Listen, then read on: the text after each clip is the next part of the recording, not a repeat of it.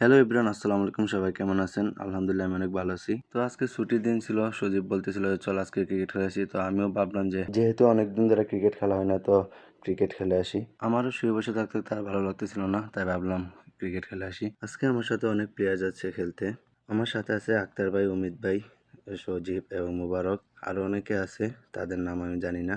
তো আমরা সবাই মিলে আজকে খেলতে যাচ্ছি। আমরা মাঠ খুঁজতেছিলাম, তো সাইডে কোনো মাঠ পাচ্ছিলাম না। তো অনেক খোঁজাখুঁজির পর যেহেতু আমরা মাঠ পাচ্ছিলাম না, ভাবলাম আজকে এই রাস্তায় খেলবো। মুবারকে ভিডিও করতেছিল, তো রাস্তায় আমরা ফাইনালি খেলা শুরু করে দিলাম। তো এদিকে আমরা সবাই ফিল্ডিং করার জন্য দাঁড়িয়ে গেলাম, আরেকজন ব্যাটিং এ চলে গেল, ব্যাটিং করার জন্য আরেকজন বোলিং করতেছে।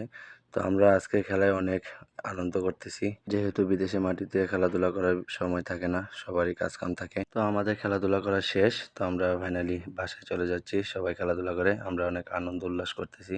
সবাই আজকে অনেক খুশি, যেহেতু আজকে আমরা অনেকদিন পর ক্রিকেট খেলতে গেছি।